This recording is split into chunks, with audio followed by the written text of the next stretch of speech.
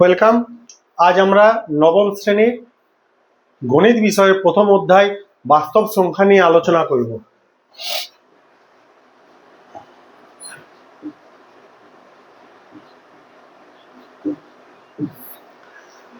বাস্তব সংখ্যার প্রথমে আছে স্বাভাবিক সংখ্যা।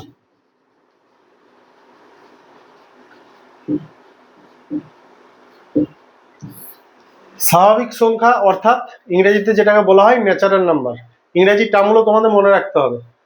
তাহলে গণনার সুবিধার জন্য যেই সব সংখ্যাগুলো আমরা ব্যবহার করি তাদেরই আমাদের বলি স্বাভাবিক সংখ্যা বা ন্যাচারাল নাম্বার। গণনা মিন্স ধরো তোমার কাছে অনেকগুলো চকলেট আছে, চকলেটটা কিভাবে গুনবে? একটা চকলেট, দুটো চকলেট, তিনটা চকলেট, চারটা চকলেট, এভাবে হিসাবটা করা হয়। 1 2 3 4 এভাবে ডট ডট ডট ডট। তোমার কাছে কলম আছে অনেকগুলো, কিভাবে গুনবে? 1 2 3 4 এভাবে গুনা হয়। তো এগুলো হচ্ছে গণনার সুবিধার্থে যেসব সংখ্যাগুলো আবিষ্কার হয়েছিল বা যেই সেটের মধ্যে ফেলা হয় সেটা হচ্ছে আমাদের স্বাভাবিক সংখ্যা। এন দিয়ে এটাকে প্রকাশ করা হয়। ঠিক আছে, এরপরে আসি আমরা অখণ্ড সংখ্যা বা হোল নাম্বার। অখণ্ড সংখ্যা কোনগুলো? স্বাভাবিক সংখ্যার পরিবারের সাথে যদি আমরা শূন্যটাকেও রেখে দিই, অর্থাৎ 0 1 2 3 4 এই সংখ্যাগুলোকে আমরা বলবো অখণ্ড সংখ্যা। অখণ্ড সংখ্যার পরে আছে পূর্ণ সংখ্যা। পূর্ণ সংখ্যা কোনগুলো হবে? আমাদের যে স্বাভাবিক সংখ্যা ছিল সেগুলো থাকবে, তার সাথে এই শূন্যটাও থাকবে, তার সাথে স্বাভাবিক সংখ্যা যেগুলো ছিল তার সাথে যদি আমরা মাইনাস সাইনটাকে অ্যাড করে দিই, অর্থাৎ ঋণাত্মক স্বাভাবিক সংখ্যা -1 -2 ডট ডট ডট, এইভাবে যতগুলো সংখ্যা থাকবে তাদেরকে আমরা বলবো পূর্ণ সংখ্যা। পূর্ণ সংখ্যার পরে আছে আমাদের মূলদ সংখ্যা।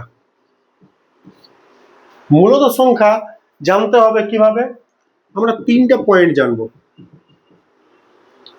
প্রথম পয়েন্ট হচ্ছে যেসব সংখ্যাকে পি বাই কিউ আকারে প্রকাশ করতে হবে, বা যেসব সংখ্যাকে আমরা পি বাই কিউ আকারে প্রকাশ করতে পারি যেখানে কিউ নট ইকুয়াল টু 0, অর্থাৎ হরের মানটা কখনোই শূন্য হওয়া যাবে না।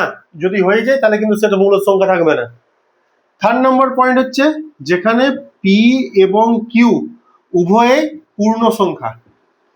পূর্ণ সংখ্যা অর্থাৎ -1 -2 0 1 2 3 4 কোনো প্রকার ভগ্নাংশ হবে না পি এবং কিউ এর মানটা। মূলদ সংখ্যাটা ভগ্নাংশ হতে পারে, কিন্তু পি এবং কিউ এই দুটো ভ্যালু কখনোই আমাদের কি হওয়া চলবে না, ভগ্নাংশ হওয়া চলবে না। ঠিক আছে, পূর্ণ সংখ্যা বলছি, কিন্তু তার পাশাপাশি এটাও মাথায় রাখতে হবে যে কিউর মানটা শূন্য হবে না, কারণ পূর্ণ সংখ্যার মধ্যে শূন্যটা আছে। পূর্ণ সংখ্যা বলছি মানে কোনো সময় কিউটা শূন্য হয়ে যাবে সেটা ভেবো না। পি এবং কিউর ভ্যালুটা পূর্ণ সংখ্যা হবে, ঠিক আছে, কিন্তু কিউর ভ্যালুটা তার পাশাপাশি নট ইকুয়াল টু 0 হবে। তাহলে -1 2 5 ইভেন শূন্যটাও, কারণ শূন্যকেও আমরা লিখতে পারি 0 সমান 0/1। তাহলে পি বাই কিউ আকারে যদি লিখি, পি এর ভ্যালুটা 0, কিউর মানটা 1, তাহলে পি এর ভ্যালুটা পূর্ণ সংখ্যা আছে, কিউর ভ্যালুটা পূর্ণ সংখ্যা আছে, আর কিউর ভ্যালুটা নট ইকুয়াল টু 0 আছে।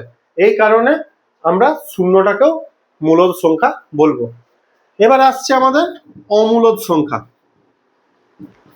অমূলদ সংখ্যা কোনগুলো হবে? মূলদ সংখ্যা যেগুলো নয় সেগুলো হচ্ছে অমূলদ সংখ্যা। যেমন যেগুলোর রুট ভাঙা যাবে না, √3টার আমরা পারফেক্ট ভ্যালু বের করতে পারি না। 1.732 আমরা এমনি অঙ্ক করার খাতিরে বসিয়ে দিই যে এটার অ্যাপ্রক্সিমেট ভ্যালু হলো 1.732, কিন্তু √3 করলে কখনোই 1.732 আসবে না, কারণ 1.732 কে যদি 1.732 দিয়ে গুণ করি কখনোই কিন্তু 3 আসবে না। 3 কাছাকাছি আসবে কিন্তু কখনোই 3 আসবে না। সেই কারণে √3টা হচ্ছে অমূলদ সংখ্যা, কারণ √3 সমান আমরা √3/1 লিখতে পারি। অর্থাৎ প্রথম যে প্রপার্টি ছিল পি বাই কিউ আকারে সাজানো, সেটা সাজানো গেছে। Q not equal to 0, 1 not equal to 0, second প্রপার্টিটাও ফুলফিল হয়েছে। কিন্তু থার্ড প্রপার্টির মধ্যে কি বলা আছে? পি এবং কিউ পূর্ণ সংখ্যা। √3টা কি কখনো পূর্ণ সংখ্যা হবে? কখনো পূর্ণ সংখ্যা হবে না। সেই কারণে এগুলো হচ্ছে অমূলদ সংখ্যা। তাহলে বাস্তব সংখ্যা কোনগুলো হবে? স্বাভাবিক সংখ্যা, অখণ্ড সংখ্যা, পূর্ণ সংখ্যা, মূলদ সংখ্যা এবং অমূলদ সংখ্যা সবাইকে নিয়ে হয়ে যাচ্ছে আমাদের বাস্তব সংখ্যা। ঠিক আছে, আজকে আমি থিওরিটা জাস্ট আলোচনা করে দিলাম।